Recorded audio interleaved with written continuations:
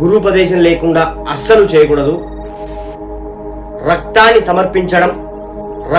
సమర్పించడం గుప్త నవరాత్రులు వారాహి నవరాత్రులు. శ్రీ గురుభ్యో నమః, శ్రీమాత్రే నమః. అందరికీ నమస్కారము. జూన్ 26, 2025 నుంచి జూలై 4, 2025 వరకు కూడా మనకు గుప్త నవరాత్రులు వారాహీదేవి నవరాత్రులు అయితే వస్తున్నాయి. అందరూ జరుపుకుంటూ ఉన్నారు. అయితే అందరికీ తెలుసు ఈ వారాహి నవరాత్రుల్లో ఏ నియమాలు పాటించాలి, ఎలా చేయాలి, ఏంటి అని చెప్పి అందరికీ తెలుసు. అయితే ఇక్కడ మనం ప్రస్తావించేది ఏమిటయ్యా అంటే ఏమేమి చేయకూడదు. ఎలా చేయాలో చాలా మందికి తెలుసు, కానీ ఏవి చేయకూడదో తెలియదు. మొదటిది విగ్రహారాధన చెయ్యాలా వద్దా? ఏదైనా విగ్రహం పెట్టుకుంటే ఏమి కాదు కదా అని చెప్పి మీరు కనుక అంగుష్ట ప్రమాణం ఉన్నటువంటి విగ్రహాన్ని పెట్టుకున్నా కూడా దానికి తగినట్టుగా వివరణ తెలియకుండా విగ్రహారాధన పూజలు చేసినట్లయితే చాలా ఇబ్బందులు పాలవుతారు. బొటన వేలంతా ప్రమాణంలో మీరు విగ్రహాన్ని పెట్టుకున్నా సరే ఒక బ్రాహ్మణుని పిలిపించుకొని ఆ యొక్క క్రతువును 9 రోజులు కూడా ఆ బ్రాహ్మణుడు చేసి వెళ్తాడు. ఆ బ్రాహ్మణుడి చేత ఆశీర్వాదము, తీర్థ ప్రసాదాలు అయితే తీసుకోండి. కాబట్టి విగ్రహారాధన జోలికి అయితే వెళ్ళవద్దు.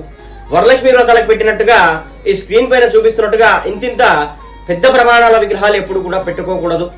ఆ యొక్క శక్తిని మనము తట్టుకోలేము.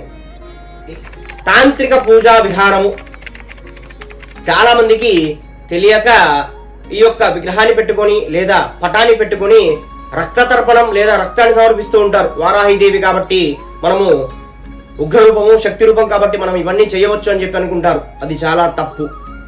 ఆ విధంగా రక్తాన్ని ఎప్పుడు కూడా సమర్పించకూడదు. ఉగ్ర పూజలు, తాంత్రిక పూజలు ఏవి చేసినా కూడా చాలా కష్టాలకైతే లోనవుతారు. మూడవది పూజా విధానము.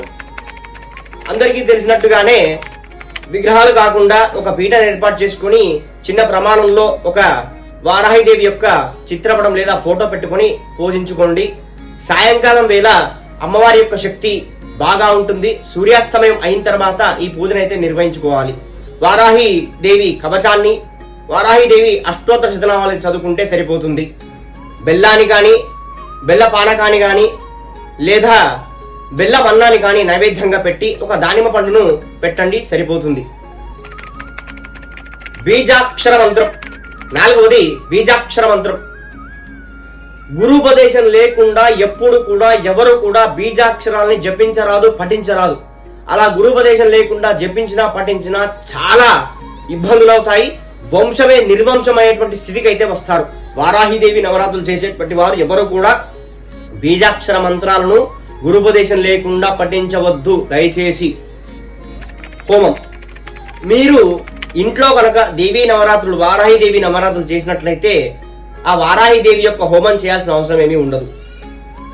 కేవలము 9 రోజులు ఆ 9 నవరాత్రులు చేసిన తర్వాత 10వ రోజు ఉద్వాసన పూజ చేసి అమ్మవారిని కదిలించి ఆ ప్రసాదాన్ని తిన్నట్లయితే సరిపోతుంది. కానీ దయచేసి ఎవ్వరు కూడా హోమాల జోలికి, ఇంట్లో హోమాల జోలికి వెళ్ళవద్దు. మీకై మీరు హోమం చేసుకోవద్దు. మరి బీజాక్షరాలు లేకుండా మరి ఏ విధంగా స్వామి మేము అమ్మవారిని స్మరించుకునేదనంటే చెప్పాను కదా, వారాహిదేవి కవచాన్ని అయితే పఠించండి. లేదా వారాహిదేవి మంత్రాన్ని, గాయత్రి మంత్రం అయితే ఉంటుంది, వారాహిదేవి యొక్క గాయత్రి మంత్రం అయితే ఉంటుంది. ఇక్కడ స్క్రీన్ పై వస్తుంది చూడండి. ఓం మహిషధ్వజాయై విద్మహే దండహస్తాయై ధీమహి తన్నో వారాహి ప్రచోదయాత్. ఈ మంత్రం సరిపోతుంది. ఇది 108 సార్లు చెయ్యండి. సాయంకాలం వేళ అమ్మవారి పూజంతా అయిన తర్వాత, ధూపం వేసిన తర్వాత ఈ యొక్క మంత్రాన్ని జపించుకోండి. ఆ తర్వాత నైవేద్యాన్ని సమర్పించి హారతి ఇచ్చిన తర్వాత నైవేద్యాన్ని తినండి, సరిపోతుంది. ఈ వారాహిదేవి అమ్మవారు సర్వ సైన్యాధ్యక్షురాలు, చాలా ఉగ్రరూపం. ఇవన్నీ కూడా గుప్త నవరాత్రులు కాబట్టి చాలా నిష్ఠతో, చాలా శ్రద్ధతో అయితే ఈ యొక్క నవరాత్రులు అయితే చేసుకోండి. దయచేసి మరలా చెప్తున్నాను, ఎవ్వరు కూడా తెలిసి తెలియని విధానాలతో ఎప్పుడు చేసుకోవద్దు. పూర్తిగా తెలిసినట్లయితేనే చెయ్యండి, లేదా నమస్కారం చేసుకోండి, సరిపోతుంది. ఇలాంటి మరిన్ని ధర్మ సందేహాల కోసం మన ఛానల్ అయితే ఫాలో చేయండి.